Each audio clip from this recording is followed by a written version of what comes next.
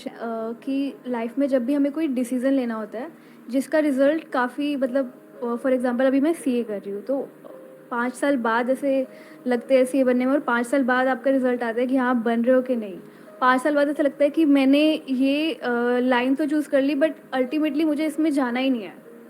या for example अगर आप शादी का डिसीज़न ले रहे हो, तो आप चूज़ कर लेते हो कि हाँ, मुझे इसके साथ शादी करनी है बट कुछ सालों बाद ऐसा लगता है कि वो एक डायरेक्शन में ग्रो करा और मैं एक डायरेक्शन में बट मुझे ये नहीं चाहिए था। तो वो जो लाइफ़ के ऐसे बिग डिसीज़न होते हैं जिसका रिज़ल्ट इतने सालों बाद आता है, वो डिसीज़न्स कैसे लेने होते हैं? मतलब क्या चीज़ें सोच के वो सब डिसीज़न हम ले सकते हैं? ऐसा करियर में होता है, रिलेशनशिप में होता है। बाद ऐसे इनफैक्ट लगते हैं सीए बनने में और 5 साल बाद आपका रिज़ल्ट आता है कि हाँ, आप बन रहे हो कि नहीं। 5 साल बाद ऐसा लगता है कि मैंने ये लाइन तो चूज़ कर ली बट अल्टीमेटली मुझे इसमें जाना ही नहीं है। या फॉर एग्ज़ाम्पल अगर आप शादी का डिसीज़न ले रहे हो, तो आप चूज़ कर लेते हो कि हाँ, मुझे इसके साथ शादी करनी है बट कुछ सालों बाद ऐसा लगता है कि वो एक डायरेक्शन में ग्रो करा और मैं एक डायरेक्शन में बट मुझे ये नहीं चाहिए था। तो वो जो लाइफ़ के ऐसे बिग डिसीज़न होते हैं जिसका रिज़ल्ट इतने सालों बाद आता है, वो डिसीज़न्स कैसे लेने होते हैं? मतलब क्या चीज़ें सोच के वो सब डिसीज़न हम ले सकते हैं? ऐसा करियर में होता है, रिलेशनशिप में होता है। इनफैक्ट कहाँ नहीं होता है। हर जगह ही होता एक मिनट में लगता है लाइफ बहुत बढ़िया है, अगले मिनट में लगता है कि लाइफ बहुत ही बेकार है। एक मिनट में लगता है सबके साथ रहना है, अगले मिनट में अंदर से आता है सब गए, अगले मिनट में अंदर से आता है सब गए भाड़ में, सब छोड़ छाड़ के मैं वहां चला जाऊंगा या चली जाऊंगी। ऐसा होता है नहीं होता है। एक मिनट में होता है ये करना है करना है करना है करना है, फिर जब करना शुरू करते हैं अरे ये तो बेकार है, इसमें कुछ नहीं है। जैसे होता नहीं है, शॉपिंग कर रहे हो ऑनलाइन, देख रहे हो ये चीज चाहिए चाहिए चाहिए चाहिए, जब आ गई तो उसकी तरफ कुत्ता भी नहीं देख रहा, आपको तो देख रहा है। तो आपको समझना पड़ेगा कि इसका रीजन क्या है। आपने दो बातें करी, एक कि अभी आप सीए कर रहे हो और मान लेते हैं कि 5 साल बाद आपको रियलाइज होता है कि ये मेरे लिए नहीं है। तो क्या है आपके लिए? पेपर पे लिखो। पेपर पे आपने एक तरफ लिखा सीए, दूसरी तरफ मानो लिख दिया सीएस। सीएस मुझे करना है, सीए नहीं। That could be CS, CZ, that could be CY, CX, whatever it is. तो अब उसके रीजंस देखो ना कि इसको छोड़ने का क्या रीजन है और ये करने का क्या रीजन है। तो थोड़ी देर में जब आप लिखने लग जाओगे और अपने माइंड को लिख करके क्लियर करोगे, ये बात मैंने बहुत बार बोली अपने सेशंस में, but I am not sure कितने लोग इस बात को समझते हैं और एक्चुअल में करते हैं। कभी भी कोई भी प्रॉब्लम हो, अपने माइंड में उसको सॉल्व करने की कोशिश मत करना, एंटैंगल्ड हो जाओगे बुरे तरीके से। स्पेशली अगर प्रॉब्लम बड़ी है तो, छोटी मोटी है तो माइंड में ही करनी पड़ेगी। जैसे बाइक चला रहे हो, स्कूटर चला रहे हो, व्हाटएवर, और एकदम से कोई सामने से आया तो उस वक्त पेपर पेन लेकर के नहीं बैठ जाओगे क्या करूं, तब तक तो हो जाएगा जो होना है। उस वक्त तो तब तक तो हो जाएगा जो होना है। उस वक्त तो इमीडिएट एक्ट करना पड़ेगा। बट ये जो बड़े डिसीजंस हैं, शादी का डिसीजन, डिवोर्स का डिसीजन, करियर चूज करने का डिसीजन, करियर को छोड़ने का डिसीजन, ये बहुत बड़े डिसीजंस हैं, छोटे नहीं है। तो इन डिसीजंस को माइंड में कभी सॉल्व करने की कोशिश मत करना। तो कैसे करना है? पेपर पेन लेकर के माइंड मैपिंग करना सीखो ना। कितने लोग आप में से माइंड मैपिंग करते हैं? सच बोलना, झूठ मत बोलना।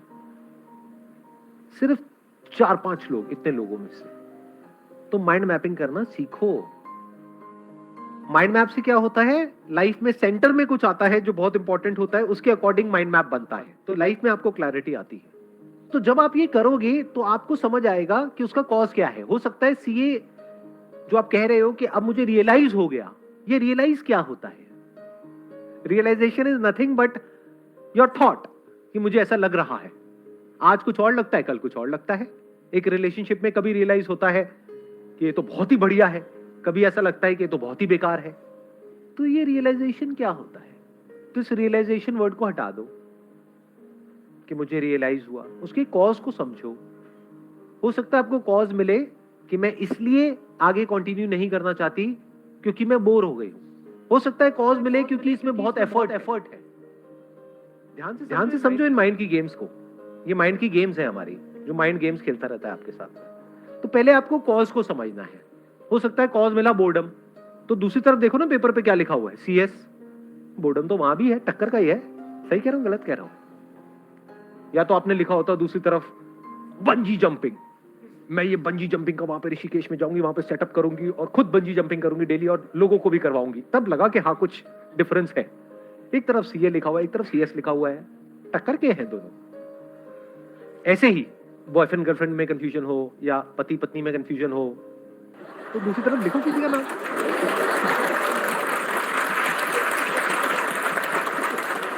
फिर थोड़ी देर में आपको पता है क्या रियलाइजेशन आएगा, रियलाइजेशन, द रियल रियलाइजेशन, ये भी खच्चर वो भी खच्चर, क्या फर्क पड़ता है, और मैं भी खच्चर, तो क्या फर्क पड़ता है। इस मंत्र को पकड़ना सीखो, लाइफ में बहुत काम आएगा। जहां पे आपको कुछ लॉन्ग टर्म तक सस्टेन करना है, शॉर्ट टर्म में मंत्र काम नहीं आएगा। वैसे शॉर्ट टर्म में भी आ जाएगा काफी केसेस में, बट लॉन्ग टर्म में मंत्र बहुत काम आता है कि क्या फर्क पड़ता है। हम सब अपने थॉट्स के हिसाब से चलते हैं, फीलिंग्स के हिसाब से चलते हैं, जो हमें लगता है अपने बिलीफ्स उसके हिसाब से चलते हैं, और सब कुछ ही लिमिटेड है, हर जगह क्लैशेस हैं, कॉन्फ्लिक्ट्स हैं, तो कोई भी परफेक्ट नहीं है। अगर कभी गलतफहमी होती है ना कि अगर मैंने सीए छोड़ दिया तो मैं ये करूंगी, तो वो लोग जो वो कर रहे हैं उनको जा करके देख लो, वो गलतफहमी दूर हो जाएगी। आप कहोगे यही बेटर है। लगता है ना कि उसकी पड़ोसी की लाइफ बढ़िया है, जो वो कर रहे हैं उनको जा करके देख लो, कैमरा फिट कर दो, वो गलतफहमी दूर हो जाएगी। आप कहोगे यही बेटर है। लगता है ना कि उसकी पड़ोसी की लाइफ बढ़िया है, तो कहीं कोई छुपा हुआ कैमरा फिट कर दो उनके घर में, 2 दिन में आपकी गलतफहमी दूर हो जाएगी। लिविंग रूम में करना, बेडरूम में नहीं। सबको सब कुछ नहीं मिलता है। प्रवचन शुरू कर दूं मैं? भाग्य पे बहुत कुछ निर्भर करता है।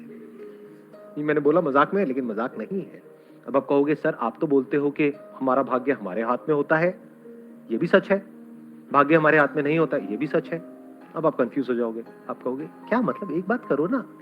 अरे भाई साहब, लाइफ में ऐसा नहीं होता है जैसा आप सोचते हो। क्लियर कट आंसर नहीं होता है। एक स्टैंड पॉइंट से देखोगे तो आपका भाग्य आपके हाथ में नहीं है। जैसे आपने अपने माँ बाप को चूज किया, यस और नो? आंसर नहीं होता है, किसी ने किया तो नहीं है ना। स्टैंड पॉइंट से देखोगे तो आपका भाग्य आपके हाथ में नहीं है। जैसे आपने अपने माँ बाप को चूज किया, यस और नो? किसी ने किया तो नहीं है ना। बड़े बड़े खुराफाती आ जाते हैं यहाँ पर, वो कुछ भी बोलने लग जाते हैं आकर के। सर मैंने ना अपनी शक्तियां इस्तेमाल करी जब मैं पेट में भी नहीं था। मैंने पेट को खुद चुना, मुझे इस पेट में जाना है अपने पिछले जन्म में, और मैं वहीं आया जहां मैं आना चाहता था। बहुत कुछ होता है जो हमारे हाथ में नहीं होता है। जैसे पेरेंट्स हमने चूज नहीं किए हैं, वो हमारा भाग्य है। अब अपने पेरेंट्स के बारे में जैसे आप सोच रहे हो, उसकी वजह से आपको अच्छा लग रहा है या बुरा लग रहा है, ये भी भाग्य है।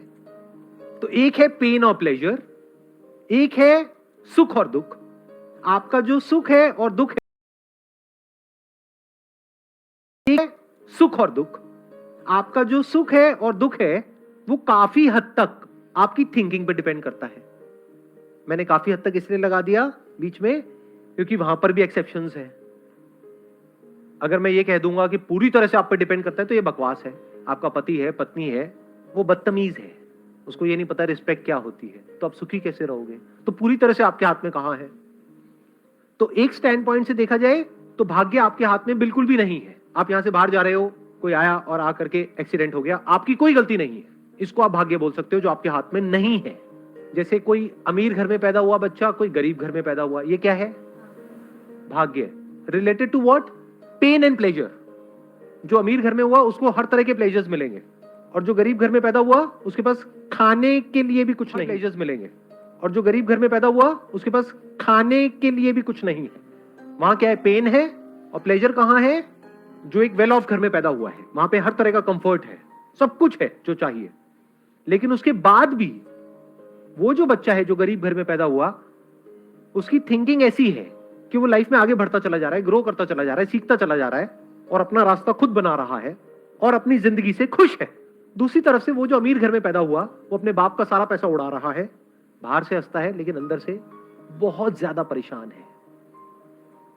किसकी वजह से है? उसकी थिंकिंग की वजह से। दुख होता है थिंकिंग की वजह से, दर्द होता है बॉडी की वजह से और हमारे सराउंडिंग्स की वजह से, बीमारियों की वजह से। शादी करने से पहले सोच लो जितना सोचना है, एक बार कर ली तो मतलब डिसीजन को बार बार बोलो, थोड़ा सा दिमाग लगाओ। सही सोच क्या है और गलत सोच क्या है? मैंने क्या कहा? फॉर्मूला क्या है? सही सोच की वजह से हम सुखी होते हैं, गलत सोच की वजह से दुखी होते हैं। तो पहले जितना सोचना है सोच लो, वो भी आपको लग रहा है कि मैं सोच करके शादी कर रही हूं, उसमें भी भाग्य का बहुत बड़ा रोल है, क्योंकि आप कब कहां किसको मिले और फिर मिल करके कब किसको किसकी आदत पड़ गई पता ही नहीं लगता है। लाइफ ऐसी तो होती है। फिर सही गलत समझ नहीं आता है जब दिल का मामला होता है। या फिर अरेंज मैरिज हुई तो वो तो पूरी तरह से ही भाग्य हो गया। शादी के बाद अगर सुखी रहना चाहते हो तो सही सोच क्या है और गलत सोच क्या है? अपने डिसीजन पे अटल रहो, मतलब नहीं, ऐसा नहीं है। अटल क्यों रहो? अगर सामने वाला जो पर्सन है वो क्या कहूं,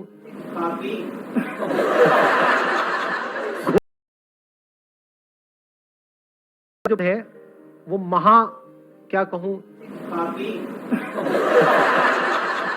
घोर पापी है, अत्याचारी है, दुराचारी है, उसकी असुरीय प्रवृत्ति है, और कोई इससे भयानक वर्ड, जल्लाद है।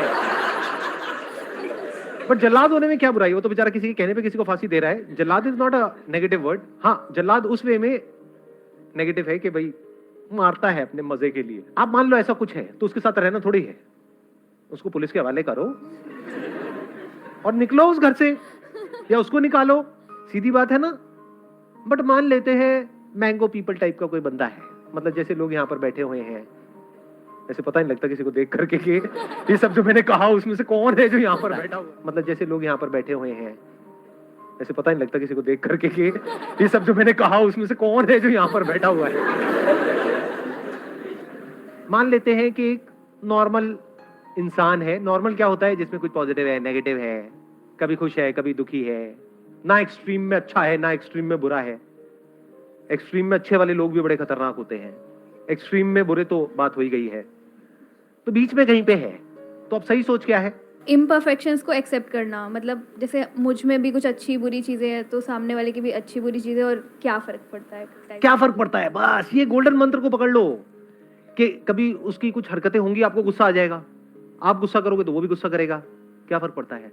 नहीं, चीख चिल्लाट हो जाएगी। क्या लोग होते हैं ना, वो बैठ करके बोलते हैं नहीं नहीं बस अपने मन को ऐसा आप करो, वैसा करो, ये करो, वो करो। अरे ऐसा नहीं होता है रियल लाइफ में। रियल लाइफ में बता रहा हूँ क्या होता है। लड़ाई झगड़ा, ये वो, थोड़ा बहुत कहा सुनी, और जब बोलने पे आते हैं तो पता नहीं क्या क्या बोल जाते हैं। आप हूं तो कर रहे हो लेकिन शादी नहीं हुई आपकी अभी, तो आपको नहीं पता है क्या क्या बोल जाते हैं, किस किस हद तक बोल जाते हैं। सर अगर वो चीट कर रहा हो तब भी यही मंत्र रखना है। मैंने कब बोला? वो तो उनमें से किसी कैटेगरी में आ गया ना। अय्याश है, धोखेबाज है, बेवफा है। कुछ वर्ड छूट गए होंगे, अभी भी आप समझ लेना इशारों में कि अगर ऐसा कोई है तो छोड़ दो। बट अगर मैं कह रहा हूं ना बीच में कहीं पर है, नॉर्मल इंसान है, बेचारा है, आप बेचारी हो, ठीक है, क्या फर्क पड़ता है? क्या फर्क पड़ता है? तो ऐसे जब आप समझ लेते हो चीजों को और ऐसे सोचने लग जाते हो तो अब आप चिल हो जाते हो। चिल पता है ना क्या होता है? क्या होता है? एक ना तो एक्सट्रीम, मतलब किसी भी इमोशन को एक्सट्रीमली नहीं लेना। अब फालतू की एक्सपेक्टेशंस ही नहीं है ना माइंड में। फालतू की एक्सपेक्टेशंस ही तो जड़ है सारी की सारी प्रॉब्लम की, कि मेरा पति ऐसा क्यों नहीं है, मेरी पत्नी ऐसी क्यों नहीं है, रोज सुबह उठ करके मेरे माँ बाप के पैर क्यों नहीं छूती है। अरे वो सुबह उठती ही नहीं है टाइम से।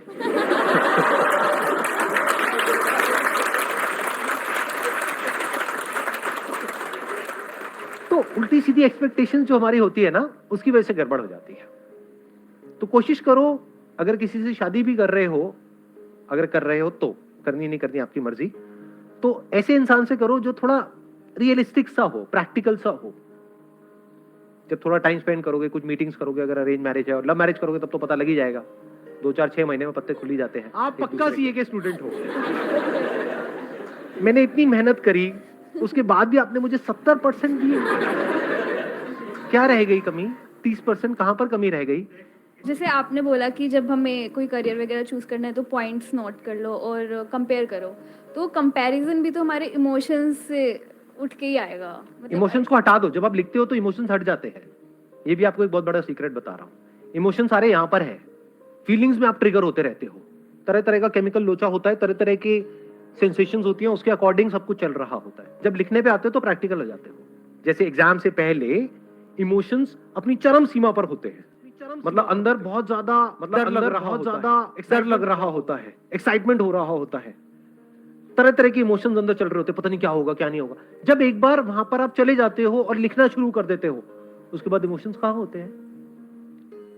कभी ऑब्जर्व किया है इस चीज को? मतलब सिर्फ मैं कह रहा हूं तब यस बोल रहे हो या एक्चुअल में ऑब्जर्व किया है? एक्चुअली ऐसा होता है। समझ गए ना मैंने क्या बोला है? तो लिखो, the moment you right it down, emotions खत्म हो जाएंगे थोड़ी सी देर में, मतलब 2 4 5 मिनट तक रहेंगे। लेकिन अगर आप 1 1.5 घंटा, 2 घंटा, 4 घंटा कहीं पीसफुल सी जगह पर बैठे हुए हो, हल्का सा कोई म्यूजिक लगा लिया है, माइंड मैपिंग कर रहे हो या पेपर पे कुछ लिख रहे हो, कुछ ड्रॉ कर रहे हो और कलरफुल स्केच पेन्स रख लो, उससे कुछ बना रहे हो, तो थोड़ी देर में आप देखोगे